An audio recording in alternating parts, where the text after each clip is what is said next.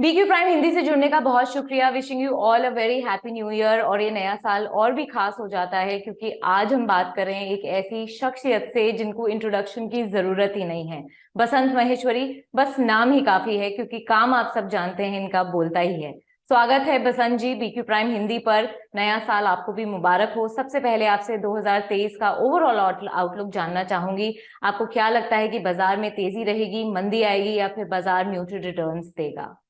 नमस्ते सबको 2023 की बहुत शुभकामनाएं।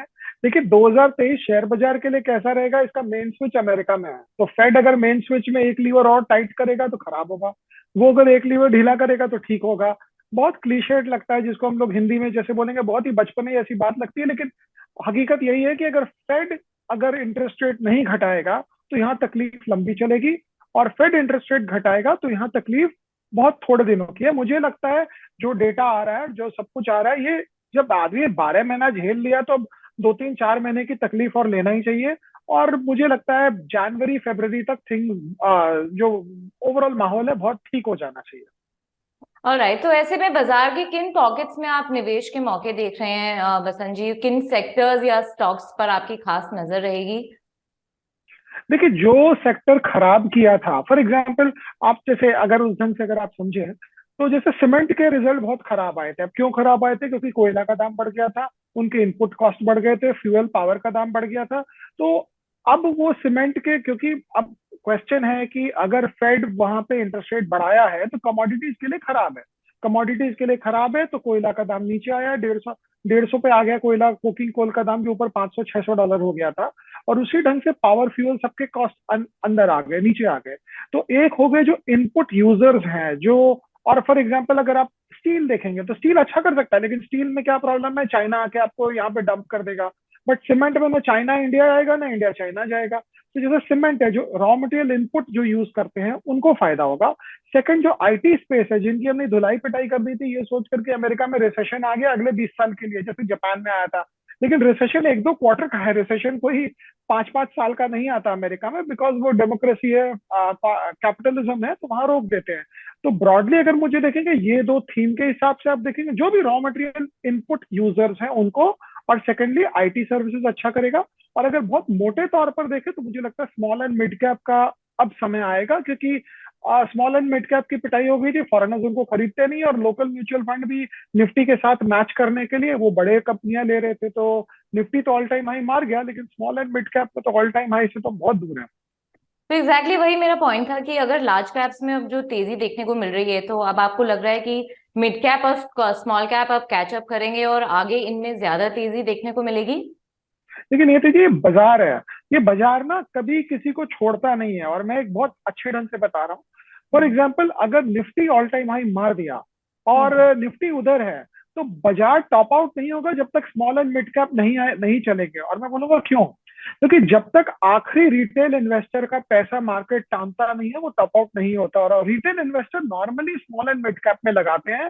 तो ये अच्छी बात है, गलत बात है, आगे की सोचने की चीज है, बट फॉर द मोमेंट ये देखना चाहिए कि अगर रिटेल निवेशक वापस आएगा और जोर से आएगा तो वो स्मॉल एंड मिड कैप में इन्वेस्ट करेगा, और जब तक स्मॉल एंड मिड कैप बढ़ेंगे नहीं, निफ्टी टॉप आउट नहीं करेगा। ये मेरा मानना है, इतने सालों से देख रहे हैं यही होता है, क्योंकि पैसा मूव करेगा। और एक और चीज क्या होती है, सपोज बाजार की पिटाई हो गई बहुत जोर की, अब वो बोलते हैं हम कि निफ्टी बढ़ेगा। निफ्टी क्यों बढ़ेगा? पहले तो शॉर्ट कवरिंग आती है, जिनने शॉर्ट किया है।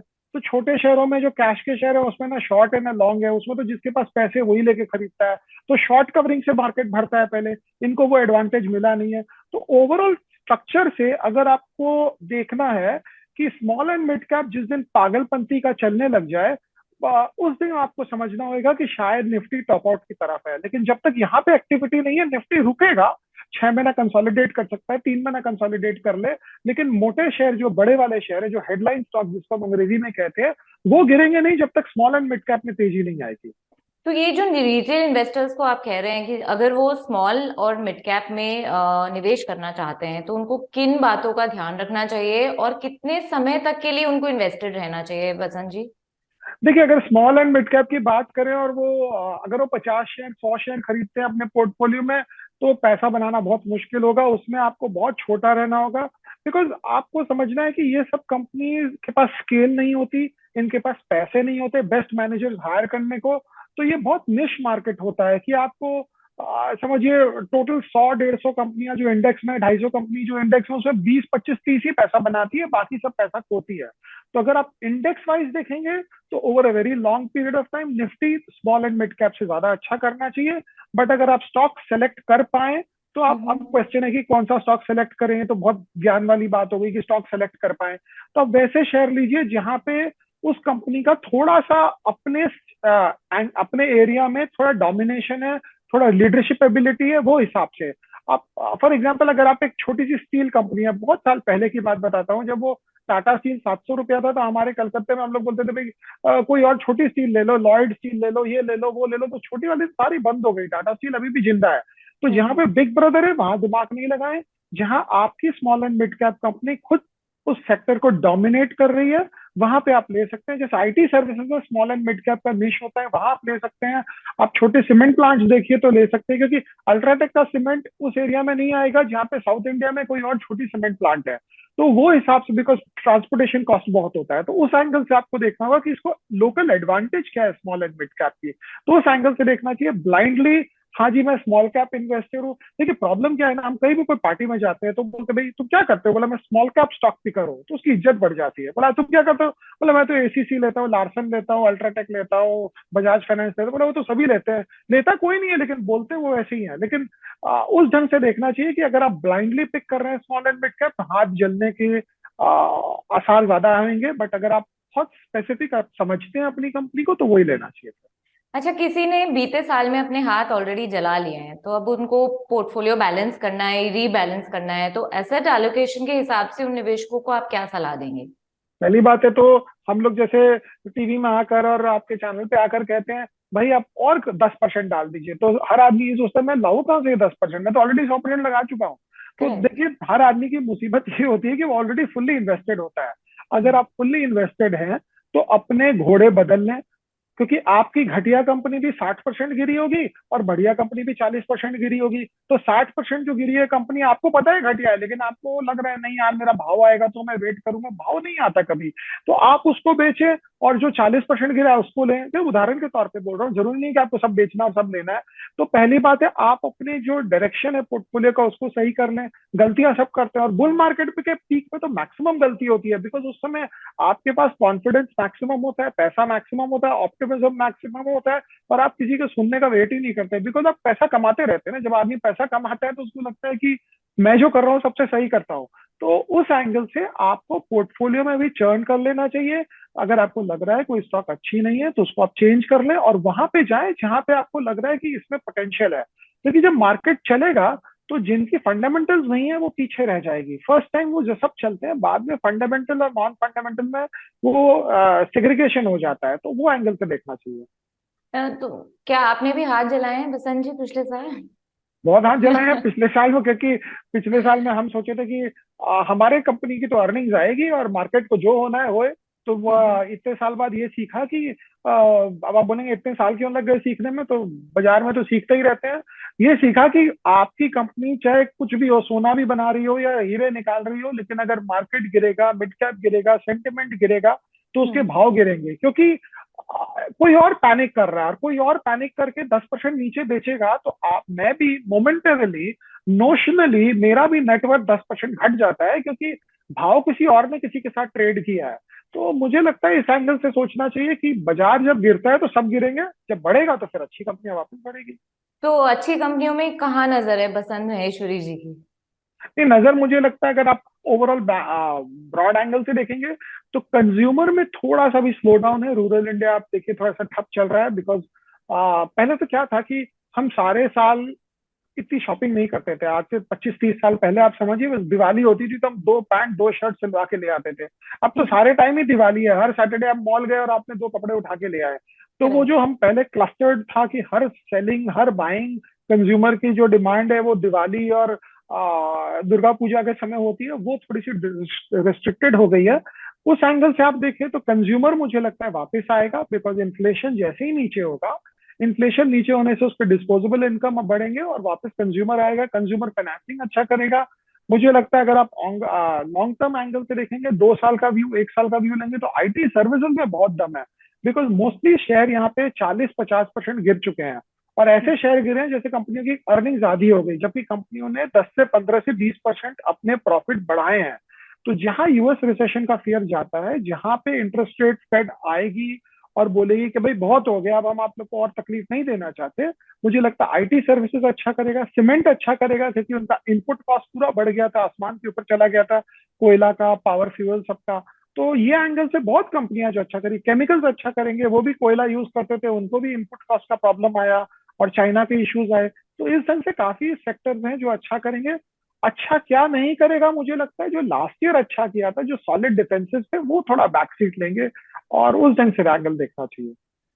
ठीक है, तो आपने ग्लोबल अनसर्टेनिटीज की बात की, फेड पिवट करेगा, चाइना का डिमांड है, यूक्रेन रशिया का क्राइसिस है, ऑयल प्राइसेस है, इन सबके बीच में आपको ओवरऑल मैक्रो इकोनॉमिक व्यू क्या लगता है भारत के लिए? कोई पर्टिकुलर रिस्क हैं जो आपको दिख रहे हैं भारतीय बाजारों के लिए आते हुए? अगर आप मुझसे सबसे बड़ा रिस्क लेंगे, तो मुझे लगता है 1 फरवरी का रिस्क है। क्योंकि अगर उन्होंने long term short term capital gains के साथ कुछ छेड़छाड़ कर दिया, तो बाजार को अच्छा नहीं लगेगा। लेकिन दो हम्म। चीज बाजार को पसंद नहीं आती, एक मेरी कंपनी कम कमाए, या मेरी कंपनी उतना ही कम कमाए, उतना ही कमाए लेकिन मैं कम कमाऊं। तो अगर कोई टिंकरिंग होता है लॉन्ग टर्म शॉर्ट टर्म में, तो प्रॉब्लम है। लेकिन वो प्रॉब्लम वन टाइम एडजस्टमेंट है, और मुझे नहीं लगता गवर्नमेंट ऐसा करेगी, बिकॉज गवर्नमेंट को भी पता है कि अब 10 करोड़ आदमी शेयर बाजार में आ गए हैं। अब किसान के बाद तो मुझे लगता है शेयर बाजार ही गवर्नमेंट के बहुत ही फेवरेट लिस्ट में होने चाहिए, बिकॉज इतना बड़ा वोट बैंक भी आ रहा है। बट अगर कोई गवर्नमेंट से कुछ नेगेटिव नहीं आता है, तो मुझे लगता है पॉजिटिव है, बिकॉज यूएस में इतनी पिटाई हो चुकी है। अमेरिका अगर जहां ठीक हुआ, आपको लगेगा फॉरेन इन्फ्लोज भी आ जाएंगे, बिकॉज पहले वो कैरी ट्रेड होता था, वो लोग लो इंटरेस्ट रेट में रुपया बोरो करते थे, और इंडिया में high interest rate, high yield securities में लगाते थे। जब आपका बोरोइंग कॉस्ट ही 5%, 6%, 7% हो गया, तो कैरी ट्रेड भी रुक गया है। तभी आप लास्ट ईयर देखे कि एफआईआई ने कुछ पैसा लगाया नहीं भारत में, क्योंकि उनको पैसा वहां उठाने के पैसे बहुत लगते थे। तो ये हम्म। सारा चीज गेम चेंज होगा, जितने जोर से हम नीचे गिरे, उतने ही फेरोसिटी और उतनी वेलोसिटी से हम वापस ऊपर आएंगे। मुझे लगता है कि हाँ, कुछ नेगेटिव नहीं चाहिए, इंडिया स्पेसिफिक नेगेटिव नहीं चाहिए, गवर्नमेंट रिलेटेड कुछ नेगेटिव नहीं चाहिए। जब तक वो नहीं होता, मुझे लगता है सब कुछ ठीक है। तो अब थोड़े दिनों में पिवट पिवट होगा ही, ब्याज दरें अब घटनी चालू होंगी ही, तो आपको लगता है कि अगर ये होता है तो फिर बाजारों पे क्या असर दिखेगा और क्यों दिखेगा? आप थोड़ा समझा पाएंगे हमको? हाँ, देखिए, फेड पिवट मेरे हिसाब से 1 महीना, 2 महीना, 3 महीना में होएगा। अगर आपको फेड पिवट 24 घंटे में चाहिए, तो आप एक खबर निकाल दीजिए कि बार्कलेज को प्रॉब्लम है, या सोसाइटी जनरली को प्रॉब्लम है, और वहां पे प्रॉब्लम जहां होगी, जहां सिस्टमिक रिस्क फेड को दिखेगा, फेड वाले रात को नींद से उठकर 50 बेसिस पॉइंट काट देंगे फट से। तो अगर हम ऐसा प्रॉब्लम नहीं आए, वो अच्छी बात है। लेकिन नहीं भी होगा, अगर आप इन्फ्लेशन डेटा देखिए, मंथ ऑन मंथ इन्फ्लेशन कम हो रहा। इन्फ्लेशन स्टेटिस्टिकल रेफरेंस है। पिछले हम्म। साल क्रूड अगर $120 है, और इस साल भी $120 क्रूड है, उदाहरण के तौर पर, तो हम्म। इन्फ्लेशन जीरो है। पिछले साल 120 है, इस साल 108 है, तो इन्फ्लेशन -10% है। तो आपने बेस ईयर इतना ऊंचा कर दिया है कि इन्फ्लेशन तो सूनर और लेटर, मई जून तक आप देखेंगे, सेकंड हाफ में तो मुझे लगता है नेगेटिव इन्फ्लेशन में नहीं चले जाए, डिफ्लेशन जिसको हम लोग कहते हैं। हम्म। तो अब फेड पिवट जिस दिन हुआ, उस दिन, क्योंकि इतना पैसा लोग बना के ये रखे हैं कि पूरे साल 2023 में फेड इंटरेस्ट रेट काटेगी नहीं, क्योंकि ये फेड ने कहा है। लेकिन 2021 में भी फेड ने ये कहा था कि हम इंटरेस्ट रेट बढ़ाएंगे नहीं। फेड जो अभी अमेरिका वाली है, वो पीछे का डेटा देखकर आगे नियम और कानून और इंटरेस्ट रेट बनाती है। तो मुझे लगता है कि इस एंगल से अगर फेड पिवट का, जहां मार्केट, और मार्केट बहुत होशियार है, मार्केट पहले ही रिएक्ट करने लग जाएगा। हम्म। तो अब वो पता चलेगा अभी फेड पिवट जब आएगा तब। तो अगले 6 महीने हमको नजर बनाए रखनी चाहिए, आपका यही मानना है? वो 6 महीना तो ज्यादा होगा। देखिए, 6 महीना तो हम लोग डिफेंसिव इसलिए होकर बोलते हैं कि नेक्स्ट टाइम हम आए आपके चैनल पे, तो आप बोले कि आपने तो 6 महीना, 3 महीना बोला था, 3 महीना में तो कुछ हुआ नहीं। मुझे लगता है अगले 2-3 महीने में ही जो चेंज होना चेंज होएगा, और ऑलरेडी होने लग गया है, ऐसा लगता है। अच्छा, आपने बजट की बात की कि नेगेटिव कुछ ना आए वो ठीक रहेगा बाजार के लिए, पर वित्त मंत्री की बजट से आपको फिलहाल क्या उम्मीदें हैं? आपकी कोई विश लिस्ट है जहन में? नहीं, विश लिस्ट तो इस बजट से उतना कुछ मुझे नहीं लगता कुछ उम्मीद होगी, बिकॉज ये इलेक्शन के पहले का बजट है। और नॉर्मली गवर्नमेंट सारे साल कुछ ना कुछ पॉलिसी अनाउंसमेंट्स करती है, तो बजट का वेट करके कुछ अनाउंस करे ऐसा मुझे नहीं लगता है। बस हाँ, कुछ नेगेटिव नहीं आए, कोई इनकम टैक्स में कुछ चेंजेस नहीं आए, long term capital gain, short term capital gain, STT इसमें नहीं आए, और मुझे नहीं लगता आएगी, बिकॉज शेयर बाजार करने वाले लोग बहुत हो गए इंडिया में, तो ऑब्वियसली इनका भी एक क्लाउट होता है, इनकी भी एक सेंटिमेंट होती है जिसको गवर्नमेंट नजरअंदाज नहीं करेगी। बट फिर भी आगे पीछे बजट है तो बजट है, बचपन से ही हम लोग यही सीखे हैं, बजट है तो थोड़ा डर के रहो, बजट के बाद देखते हैं।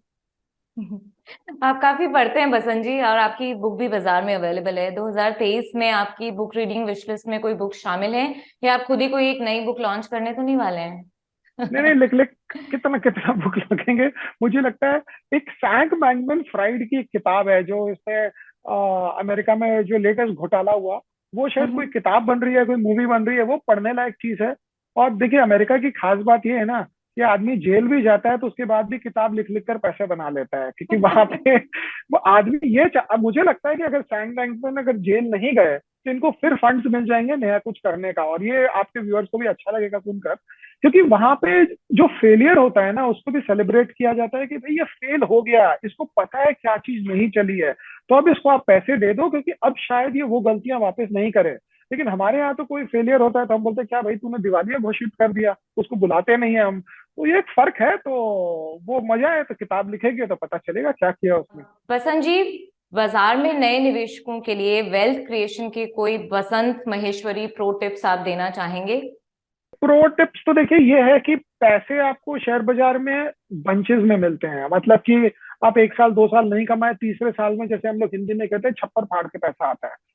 लेकिन वो 1 साल 2 साल में पैसे जो नहीं आते हैं, तब आदमी का विश्वास, उसकी उम्मीद और उसका सारा एस्पिरेशन खत्म हो जाता है, उसको लगता है बेकार है, मैं एफडी कर देता तो ही अच्छा था। तो इस एंगल से अगर आप देखेंगे तो ये शेयर बाजार का पैसा आपका दूध बिल, बिजली बिल, ये चुका नहीं सकते आप, क्योंकि मंथली लिनियर नहीं होता है, ये नॉन लिनियर गेन्स आते हैं।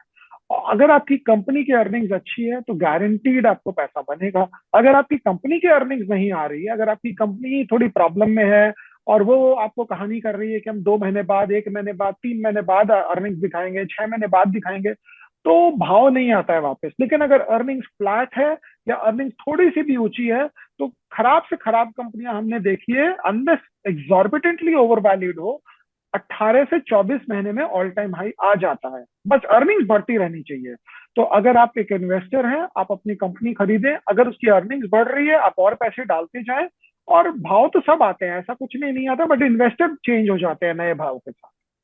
ऑलराइट, तो इस बार का आपका न्यू ईयर का कोई रेजोल्यूशन है बसंत जी, पर्सनल और प्रोफेशनल दोनों फ्रंट पर?